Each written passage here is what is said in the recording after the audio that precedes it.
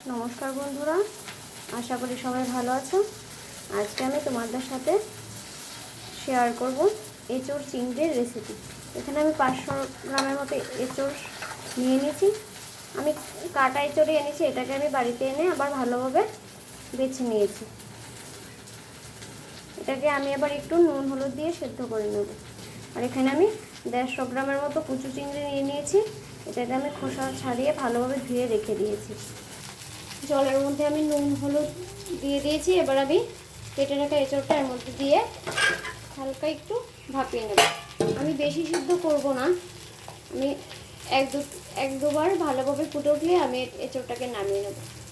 এঁচোড়টা ভাপানো হতে হতে আমি এখানে একটা মশলা তৈরি করে নেব। আমি এখানে 5-6 কোয়া রসুন নিয়ে নিয়েছি, আদা নিয়ে নিয়েছি, আর এখানে 4টে কাঁচা লঙ্কা নিয়ে নিয়েছি। এটাকে আমি একসাথে পেস্ট বানিয়ে নেব একটা। এখানে আমি একটা টমেটো পেস্ট করে নিয়ে নেব। এখানে আমি চিংড়ি মাছটার মধ্যে একটু নুন হলুদ মাখিয়ে নেব।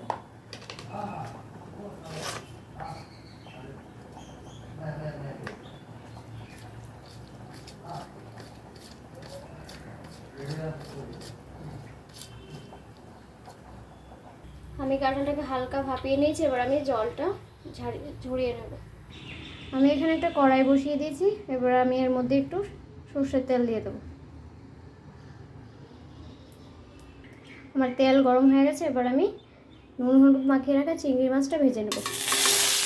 চিংড়ি মাছটা আমি বেশি ভাজবো না, 15-20 সেকেন্ডের মতো ভেজে আমি চিংড়ি মাছটাকে নামিয়ে নেব। চিংড়ি মাছ বেশি ভাজলে সেটা শক্ত হয়ে যায়।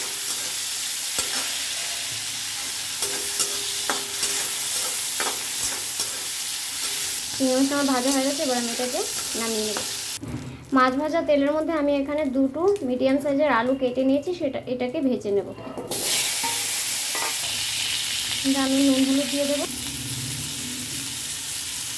দিয়ে আলুটাকে আমি ভালো করে লাল লাল করে ভেজে নেব।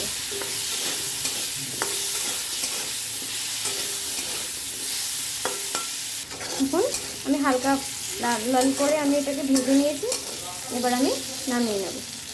আমি এর মধ্যে আর একটু সরষের তেল দিয়ে দেব। আমার তেল গরম হয়ে গেছে। এবার আমি কাঁঠালগুলোকে একটু ভেজে নেব।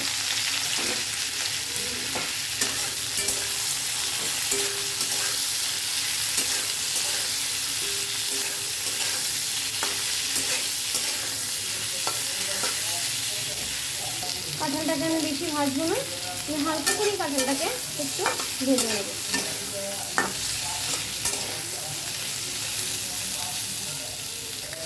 কাঁঠালটাকে আমি হালকা করে ভেজে নিয়েছি। এবার আমি এটাকে নামিয়ে নেব। আমি ফোড়নের জন্য আর একটু তেল দিয়ে দেব। আমার তেল গরম হয়ে গেছে। এবার আমি এর মধ্যে এখানে 4 টুকরো দারচিনি, 3টে এলাচ আর 3টে লবঙ্গ আমি এর মধ্যে দিয়ে দেব। দিয়ে এবার আমি এখানে 2টো মিডিয়াম সাইজের পেঁয়াজ কুচি করে কেটে নিয়েছি, সেটা দিয়ে নেব। দিয়ে ভালো করে পেঁয়াজটাকে আমি ভেজে নেব।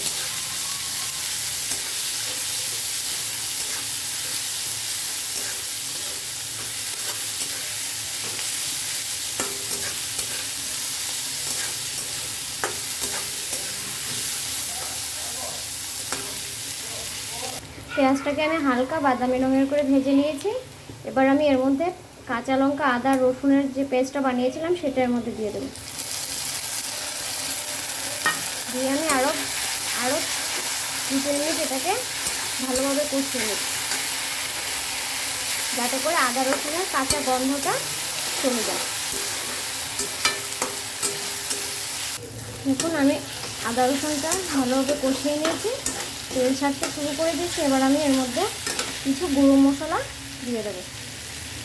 এখানে আমি 1 চামচ জিরে গুঁড়ো দিয়ে দিয়েছি, 1 চামচ ধনে গুঁড়ো, আধা চামচ লঙ্কার গুঁড়ো, হাফ চামচ হলুদ গুঁড়ো আর সামান্য একটু লবণ দিয়ে আমি ভালোভাবে মশলাটার সাথে মিশিয়ে নেব।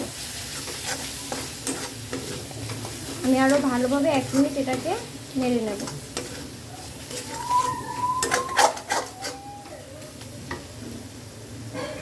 দেখুন আমার মশলাটা থেকে তেল ছাড়তে শুরু করেছে। এবার আমি যে টমেটোটা পেস্ট করে রেখেছিলাম সেটা এর মধ্যে দিয়ে দেবো। দিয়ে আমি ভালোভাবে এটাকে আরও কষিয়ে নেব। টমেটোটা দিয়ে আমি আরও 3-4 মিনিটের মতো ভালোভাবে কষিয়ে নেব, যাতে টমেটোর কাঁচা গন্ধটা এর মধ্যে থেকে চলে যায়। আমি মশলাটার মধ্যে সামান্য একটু জল দিয়ে দেবো, যাতে মশলাটা ভালোভাবে কষে যায়। মশলাটা কষানোর সময় গ্যাসের ফ্লেমটাকে একদম লোতে রেখে দেবেন। আস্তে আস্তে মশলাটা কষবে, তাহলে এটার স্বাদ আরও অনেকটা বেড়ে যাবে।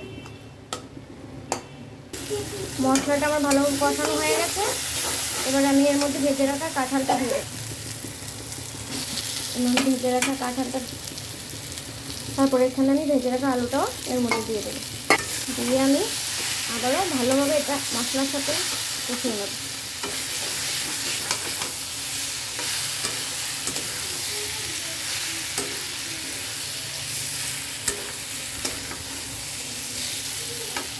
আমি 3-4 মিনিট ভালোভাবে কষিয়ে নেব। তার আগে আমি চিংড়ি মাছটাও এর মধ্যে দিয়ে দেবো। দিয়ে আমি ভালোভাবে মিশিয়ে নেব।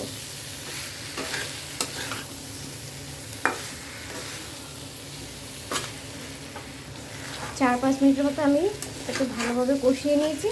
এবার আমি এর মধ্যে জল দিয়ে দেব।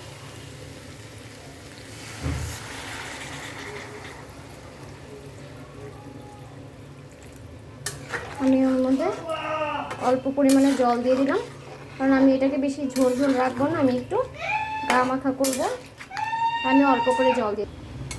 আমি আরও 4-5 মিনিট ঝোলটা দিয়ে ফুটিয়ে নেব, নিয়ে তারপর গরম মশলা দিয়ে ঘি দিয়ে নামিয়ে নেব। 5-6 মিনিট পর আমি সামান্য একটু গরম মশলা ছড়িয়ে দেবো। উপর থেকে আমি সামান্য একটু ঘি ছড়িয়ে নামিয়ে।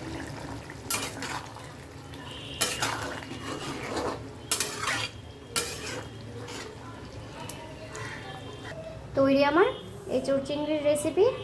আপনাদের যদি ভিডিওটা ভালো লেগে থাকে তাহলে প্লিজ লাইক, কমেন্ট আর শেয়ার করে দেবেন। আর যারা এখনও আমার ইউটিউব চ্যানেল সুষার রান্নাঘর সাবস্ক্রাইব করেননি, প্লিজ একটু সাবস্ক্রাইব করে দেবেন। ধন্যবাদ।